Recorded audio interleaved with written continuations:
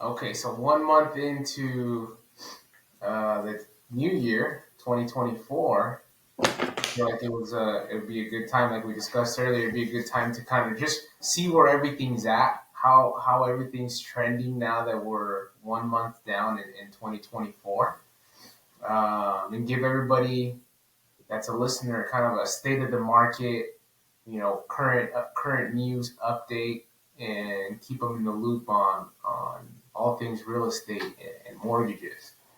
So one big thing that we can start with today is the Fed meeting, right? So that's one Yeah. thing that a lot of people are keep an eye out for. When is the Fed going to meet? What are they going to talk about regarding interest rates? And so today that was an important one because everybody wanted to kind of see if they knew when the first rate cut on their end was going to occur and everything like that. So the Fed did meet today. It doesn't seem like from what I'm gathering, it doesn't seem like they're super ready to start cutting rates. So here's the news article headline: Fed recap: Powell shoots down March rate cut. Right. So meaning, okay, right off the bat, everybody was thinking maybe in March rates are going to start trading down and we're going to start headed in the opposite direction. Even though in general the rates have gone down, but Yeah. not due to the Fed, maybe some external factors. It's not always linked up with exactly what the Fed does, but so they're thinking they're not going to cut rates. But after their meeting today, weirdly enough, rates went down. I Yeah. had a rate quote go out yesterday at 7.375, and today I locked them at 6.99 on conventional. So it dropped over 3/8 from one day to the other because of this Fed meeting, which is kind of crazy. Yeah. Isn't that interesting how it happened? I bet your clients were happy, or whoever got the quote, uh, Yes, they were or like, if they let's got lock. yeah, let's do it now. Yeah. So it's crazy because on one end the Feds are like, we're not lowering rates, and then rates drop right after. So I thought that was interesting. Obviously they're not raising rates anymore, and sometimes the lenders are kind of already priced in a little bit higher. So just to just as a general trend in terms of interest rates, rates are going down for the most part. Most lenders on good credit, meaning like 740, 760 and above, most lenders are below 7%, which was not the case for most of last year. I'm sure last year some of your clients would love to be under 7%, right? Yeah, I think when did we hit the eights last year? It Like was pretty we were early close. on, We were, right? we were close to yeah, we were close to 8 around August and September. Okay. Yeah, yeah. Yeah, that was interesting because I was able to lock in some clients I think that we worked together with at in the sevens. Um, Right. Thankfully, it at the time it being a little bit of a slower market, you were able to potentially get some closing costs to help bring that rate down, which is still something that is an option for home buyers out there, right? There's always something to negotiate on. And as we know, interest rates are always one of those things that, it could either bring a buyer into the market or bring a buyer out of the market. And the people who are on the fence, just knowing that there is an option to bring down rates through buy downs or whatever it might be, there are options there. It's better to be prepared and be ready to enter the market than to just completely shut off and say, hey, um, interest rates are too high. Yeah, yeah, and I feel like last year a lot of people were waiting on those interest rates to go down, and now that we're kind of seeing it trend a little bit down, uh, from being almost at 8 to being below 7 now, we definitely are seeing a lot more movement and a lot more interest in the market from buyers, which wasn't the case in January of 2023. A year from now. Which kind of brings us to our next article. Another headline from Housing Wire: Housing demand rises as inventory falls. which is interesting. So, okay, so demand is going up, interest rates are trickling down, almost immediate effect. Uh, Buyers' demand rising, but we don't see a lot more inventory hitting the market just yet. So, I'm curious to see here coming into the spring and summer, which is the selling, typically the higher end of the selling season, and when a lot of people start placing their homes on the market. Interesting to see how that inventory is going to be, but if rates continue to go down little by little and inventory remains low, it's going to be tough for buyers out there. We're going to see a little bit Definitely. more of competition and bidding wars, which is what we were seeing a couple of years ago, right? Yeah. Yeah. I mean, for slightly different reasons, but being out there in the door knocking world, a lot of sellers or homeowners who either locked in their rate, in the below 4% or refinanced under 4%, the same line I always get, why am I going to move now? My rate is low. Right. Where would I go? Right? That's what I'm hearing time after time. Is just one, property owners not having confidence in the market, and two, saying I don't want to pay much more money than I'm paying now.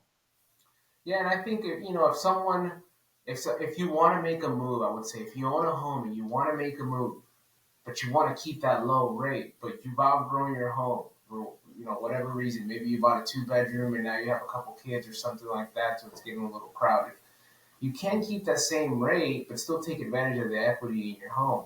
So one way to do that is through a home equity line of credit or a home equity second loan, right? Which is where you can tap into that equity that you have in that home, draw the money in the form of a line of credit or a second, and use that for your down payment on your next home, right? And then what you can do is rent that property out. You still have the low rate, you still have the home equity second. Hopefully, you run the numbers and your rent is going to be more than what you're paying between both mortgages, the first mortgage and the home equity line of credit or the home equity second, and maybe have a little bit left over, which is going to help reduce or cover some of that second mortgage payment that's going to be on your new home, right? Or your new mortgage payment on the new home, I mean. So that's one way to take advantage of the equity in the home they have now, be able to tap into it, keep that low rate on the first, take some equity out without touching the first, and use that for the down payment on the next property. So now you're able to keep that low rate, keep getting equity on that property, but be able to level up into a new property. And because the rate is so low, it's a lot easier to cash flow when your rate was 3% than maybe right now where it's close to 7%. But Yeah, if you have a little bit left over from that rent, it's also going to help lower the payment for the new home that you're buying. So that is one option. Obviously, everybody's situation is unique. It depends on your property, but I know for my particular situation, I have a duplex. If I rent out my duplex, I'm cash flowing. Well, I'm renting the back, but if I rent the unit that I'm in, and my wife and I move to a new place, we're cash flowing about $1,500 right off the bat. So I could use that to help bring down my mortgage payment on the other part because now I'm getting a little bit of rental income here, and we only have a 2 bedroom. It's actually funny. That's our scenario. We have a 2 bedroom. If we want to upgrade to like a 3 or 4, it's either A, add to our property, which is not cheap in itself, and you have to live in a construction zone, or B, we rent it and we buy a bigger property. Keep our eye out, try to get a good deal, move into a 3 or 4 bedroom home that's a little bit bigger. So those are some options. I feel people that are in that scenario, I feel your pain or I feel your dilemma because we're in a similar situation. We have a 2 bedroom. It's only us right now. We can make it work, but it would be nice to have a 3 or 4 bedroom because if we have guests or family over, the 2 bedroom becomes really small, really quick. definitely. I mean, it is the market of creativity, and especially for some of our first time home buyers, right? It's you have to become creative if you want to be in Los Angeles or right around the city of Los Angeles. It's just a way to you have to be creative. You have to be willing to house hack, or you have to be willing to rent out a room or do something that's going to allow you to just get in the game. Yeah.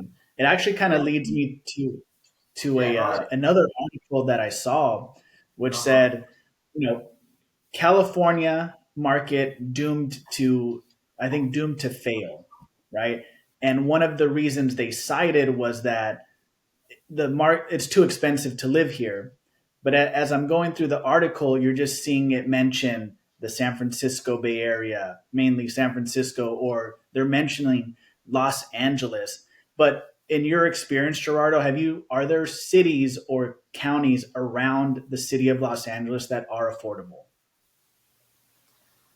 So I guess affordability would be a relative term, right? But in LA, we definitely see expensive properties. We got from the, I mean, I would say the lowest single family residence I've seen in LA County might be like somewhere between 550 and 600. Probably not the most desirable neighborhood, right? So yeah, it's definitely a little bit on the higher end. It makes it less affordable having a higher rate, but that seems to not affect the demand, right? Because people are buying up these properties. People are, whether they're an investor, whether they're a primary homeowner that's going to reside in the property, um, especially here in Orange County too. It's like people are buying them up. So yeah, People is have it. are they not affordable for the average person? Maybe not, but somebody's affording them because they're being purchased, right? Mainly the ones that are not being bought are the ones that just need a lot of work. And if those are purchased, they're being purchased at a steep discount and fixed and flipped. But for the most part, what I've seen at least is if the property's turnkey and it's priced right, um, it's selling. So home prices haven't really decreased year over year, at least in Orange County and LA County here. You Yeah, probably not at can get a all. little bit more affordable in Southern California if you're going to like Riverside, San Bernardino County. I know I have a client that he just got an offer accepted in Desert Hot Springs, which is just before Palm Springs area, and those homes are. He's getting a 3 bedroom, 2,200 square foot home built in the early 2000s, so it's a relatively newer home for 430,000. So that's a pretty good property right there, and under 500K, and on the newer end because in LA most of the homes are older. They're built in the 50s and stuff like that. So that's what If we. not older. Yeah, exactly. If not in the 20s and stuff like that. So definitely, if the more inland you go in the Inland Empire County, San Bernardino, and Riverside County, you'll be able to find homes under 500. But if you're in the more desirable areas of Orange County and LA County, it's going to be tough to find anything under 500 for a single family residence. So we are seeing people, that can't afford to be in these counties, kind of going out and purchasing inland and a little bit more, which is also leading to those homes to go up. But obviously, they're nowhere near where in LA County your average single family residence is around 800,000. So big difference, 300K difference there from what I'm seeing in like the San Bernardino and Riverside counties. Yeah. It's interesting that the demand of needing a home here in LA and Orange County is creating markets elsewhere, with still access at least to people's jobs if you're here working in LA and Orange County, because Riverside, Lancaster, Santa Clarita, San Bernardino County, these areas are just exploding with new builds because of the demand and the need of housing, Yeah. especially the need of housing under $1 million. Yeah, I think like the more affordable parts of LA County would be like you mentioned, Lancaster, Palmdale area. Out there in like the North LA County area, it's a little bit more rural, but it's a little bit more affordable than closer to the city, to the LA city proper, right? Now, talking about affordability, I did see an article here, and it says Blackstone will have the third largest U.S. single family portfolio once it completes its Tricon residential acquisition. So Blackstone is a huge, uh, you know, what is it, hedge fund? And it looks like they're Hedge fund. purchasing a bunch of single family properties. Are those properties in California? I'm not sure. I think most of them are around the Sun Belt area, but um, big companies, large companies like that, purchasing a lot of properties, that's got to take some effect on affordability, right? Looks like the what they're purchasing Home Partners of America for $6 billion, which owns 17,000 homes in the U.S. Pretty significant, right? I think I lost you there. You did for a second. Are you there? Yeah, I'm good. Oh yeah, yeah. Sorry about that. Yeah, so I don't know where I cut off there, but yeah, Blackstone purchasing Home Partners of America, which owns 17,000 homes in the U.S. Yeah, like you said, are they all in Are you there? California? Yeah. Can you hear me? Lorenzo? Hello? Hey, hey. Yeah. Can you hear me? Yeah, am I cutting off there for you? Yeah, I I mean, cut you you off. sounded fine for right now. I could hear you. Um, Did you hear the yeah, Blackstone part? yeah. Are all those homes in California? I doubt it. Yeah, yeah, But it just speaks to the power of real estate, right? right. It's an investment. It's an asset that historically goes up year after year, and it's one of I'm going to say one of the safest bets in terms of appreciation when it comes to assets. Why wouldn't somebody want to bet on housing and make money? I mean, Yeah, we've said it before. If you would have bought a home 10 years ago in LA, you paid 500,000, right? And 10 years later, here you are, that same home is over $1 million. You made $500,000 in equity. Who wouldn't want it? Who wouldn't want to just repeat that cycle over and over and generate and build wealth? yeah. So actually, it looks like they have here listed how many are in Southern California. So Riverside and San Bernardino and Ontario, 396 homes are owned by Home Partners of America. So 400, close to 400 homes. Most 400? of the 400 homes. Most of the homes are in Dallas, Tampa, St. Petersburg, Florida. A lot in Florida, Minneapolis. A lot in Denver. 1,200 in Denver. I don't see any in LA. I think they're too expensive for them. So maybe they're looking for more affordable counties. Las Vegas has 200. Nothing crazy, but a lot in Texas. The most are in Georgia, 4,040 in Georgia.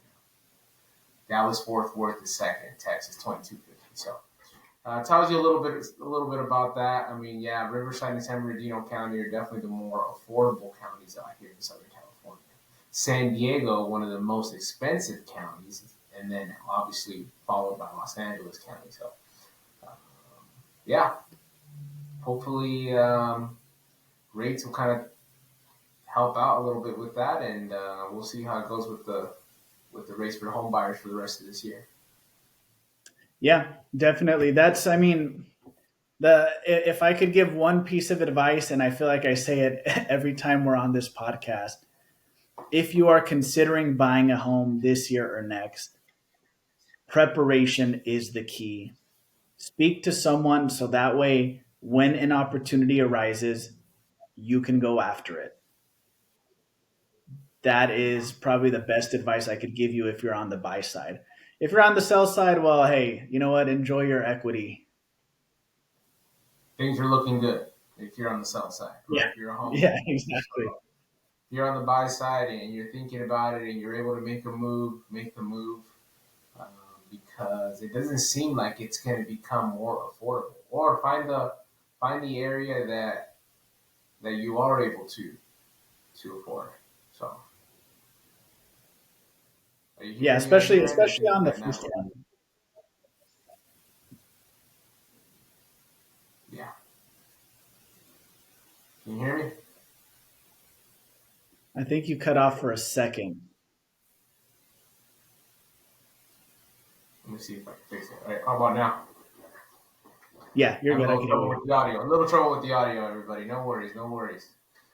So yeah, so that's pretty much what I pulled up. So the housing demand rises. Obviously, the Fed meeting was huge today. Rates dropped. So we'll see. We'll see how the rest of the year goes. I know we're doing our funny real estate segment, but this was a busy week. I didn't even have a chance to think of anything, even though I think it was your turn because I told my squatter story last week. Oh, putting me on the spot, huh? I mean, shoot, I could probably give you one too. We're gonna have to Um, double up next time on the next one. yeah, yeah, we'll double up on the next one.